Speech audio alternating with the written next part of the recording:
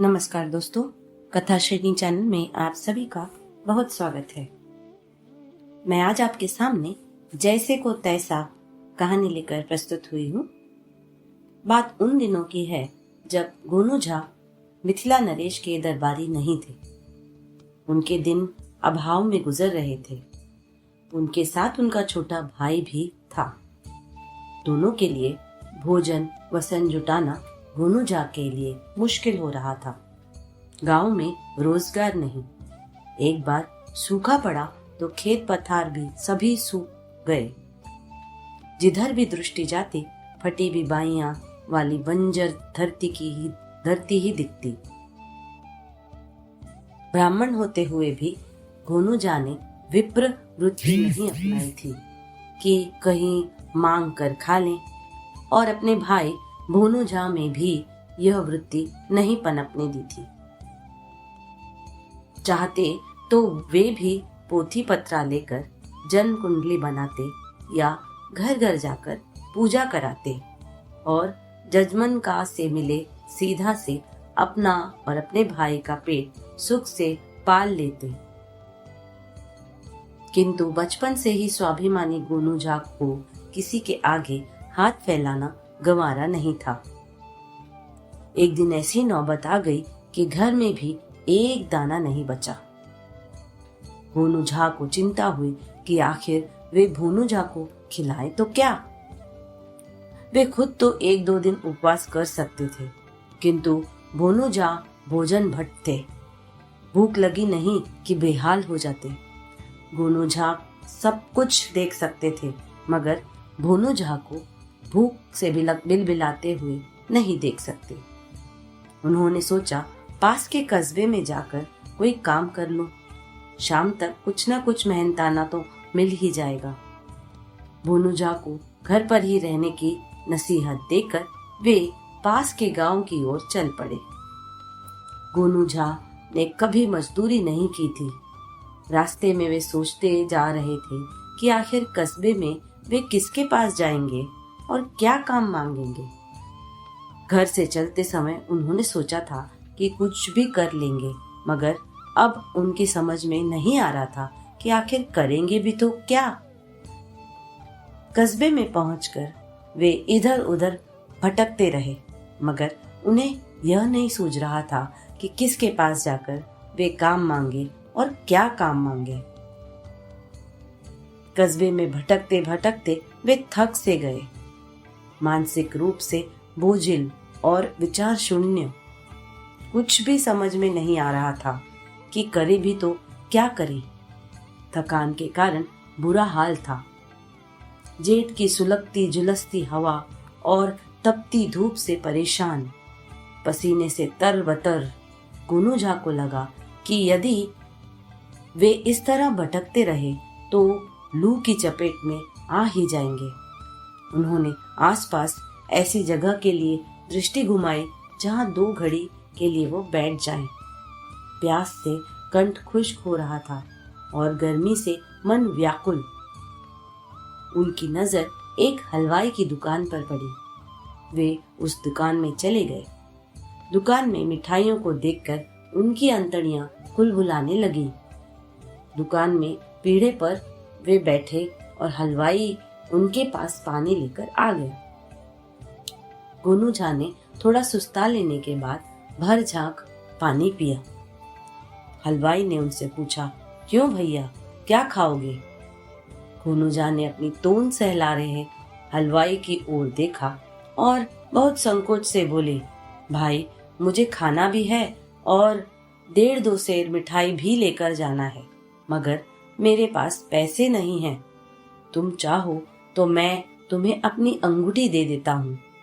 मैं 2-3 दिनों में आकर तुम्हें पैसे दे जाऊंगा और अपनी अंगूठी ले जाऊंगा। गोनू झा ने अपने दाएं हाथ की अनामिका से एक चांदी का छल्ला निकालकर हलवाई की ओर बढ़ाया और फिर कहा, मैं पड़ोस के गांव का हूँ, मेरा विश्वास करो। हलवाई ने अंगूठी अपने हाथ में लेकर देखी। उसकी आंखों में काइयापन उभर आया। उसने गोनू झा से कहा, भाई लगता है तुम भूखे हो। भूखे को खाना खिलाना धर्म है, इसलिए मैं तुम्हें खिलाऊंगा। जितना खा सको खा लो, और 1.5 सेर क्या 2 सेर मिठाई ले जाओ, लेकिन यह मत सोचना कि इस 4 आना भर के चांदी के छल्ले के लिए तुम्हें ये मिठाइयाँ खिलाई हैं। पड़ोस के गांव से आए हो, इस नाते हमारे मेहमान ही हुए, और मेहमान का सत्कार भला कोई कैसे नहीं करेगा। घुनुजा ने मन ही मन सोचा कि कितना काइया आदमी है यह। 8 आना भर चांदी की अंगूठी को यह 4 आना भर का कह रहा है। वे कुछ बोले नहीं, भरपेट जलेबी और कचौड़ी खाई, फिर रसगुल्ले और कुछ पंतुआ भी खाए। हलवाई ने उन्हें 2 सेर मिठाइयां भी तौलकर मिट्टी की हंडी में डालकर दे दी। घुनुजा ने कुछ कचौड़ी और जलेबी भी भुनू के लिए बंधवाया। मन ही मन घुनुजा ने सोचा कि कहीं से कुछ पैसों का जुगाड़ करके वे हलवाई को पैसे दे जाएंगे और अपनी अंगूठी ले जाएंगे। घुनुजा मन ही मन बहुत प्रसन्न थे कि चलो भुनू की भूख मिटाने की व्यवस्था हो गई। मगर 2-3 दिन में पैसे का इंतजाम घुनुजा नहीं कर पाए, 2-3 माह में भी नहीं। गांव के एक धनी किसान के बच्चों को पढ़ाने का काम उन्हें मिल गया था, सो किसी तरह वे अपना और अपने भाई का पेट पाल रहे थे। संयोग यह हुआ कि इसके कुछ माह बाद अच्छी बारिश हुई। अच्छी फसल के कारण गांव में खुशहाली आई। घुनुजा की माली हालत में सुधार हुआ। वे एक दिन उस हलवाई के पास गए और उसकी मिठाइयों के पैसे चुकाकर अंगूठी की मांग की, मगर हलवाई ने उनसे पैसे लेने और उन्हें पहचानने से इनकार कर दिया। घुनुजा मन मसोसते हुए वापस आ गए। कहते हैं कि नियति के रंग ढंग निराले होते हैं। संयोगों की रचना भी नियति ही करती है। संयोगवश घुनुजा के गांव में एक बार फिर अकाल पड़ा। भोनू की परवरिश को लेकर घुनुजा फिर परेशान हो गए और एक दिन फिर भोनू को साथ लेकर उसी कस्बे में काम की खोज के लिए पहुंचे। दिन चढ़ने पर भोनुजा भूख से बिलबिलाने लगा और घुनुजा से बार बार कुछ खिलाने के लिए कहने लगा। जब दोनों भाई उसी हलवाई की दुकान वाली राह पर पहुंचे तो अतीत की स्मृतियां घुनुजा के दिमाग में कौंध गई और उन्होंने तुरंत फैसला कर लिया कि हलवाई को सबक सिखाने का यही मौका है। भोनुजा को अंगूठी वाली घटना की कोई जानकारी नहीं थी। उन्होंने भोनुजा से कहा, हम दोनों भाई भरपेट मिठाई खा सकते हैं। इस हलवाई की दुकान में जो कुछ भी पसंद आए तुम जाकर खाओ। मैं थोड़ी देर बाद आऊंगा, तुमसे अलग बैठूंगा। तुम दुकान में अजनबी की तरह रहना। भूल कर भी ना मेरी तरफ देखना और न बात करना। जो खाना है खा पी कर चल देना। दुकानदार से डरना मत। दुकानदार तुम पर चिल्लाए तो कहना कि तुम खाने से पहले ही पैसे दे चुके हो। दुकानदार तुमसे झगड़े, तुम अपनी बात पर डटे रहना। इसके बाद मैं सब संभाल लूंगा। भोनुजा सशंकित मन से हलवाई की दुकान में गया और कचौड़ी, तरकारी, जलेबी, दही और रसगुल्ले मंगाकर उन पर टूट पड़ा। जब भोनुजा का खाना लगभग समाप्त होने को आया तब दुकान में भोनुजा आए। उन्होंने भी अपने लिए कचौड़ी, जलेबी, रसगुल्ले और दही मंगाई और खाने में मग्न हो गए। अभी उन्होंने 4 कचौड़ियां ही खाई थी कि भोनुजा की आवाज उनके कानों से टकराई। मैं तो खाने से पहले ही पैसे दे चुका हूँ। थोड़ी ही देर में हलवाई और भोनुजा के बीच में जबरदस्त तू मैं होने लगी।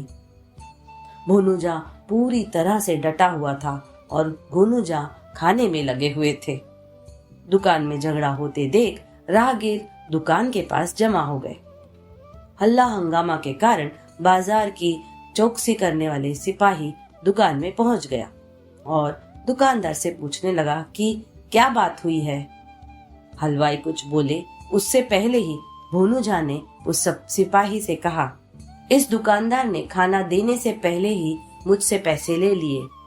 अब मैं जा रहा हूँ तो ये दोबारा पैसे मांग रहा है।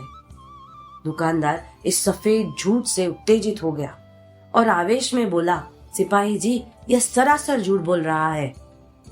भोनूझा ने सिपाही से कहा, मैं अगर झूठ बोल रहा हूँ तो आप उस आदमी से पूछिए जो वहां खाना खा रहा है।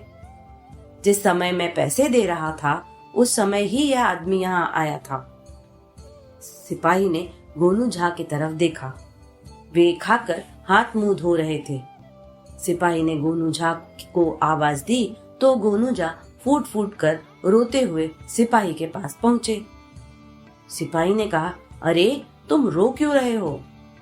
मैं तुम्हें कुछ नहीं कहूंगा भाई, डरो मत। भोनूझा ने सुबकते हुए कहा, मैं आपसे नहीं, इस हलवाई से डर रहा हूँ।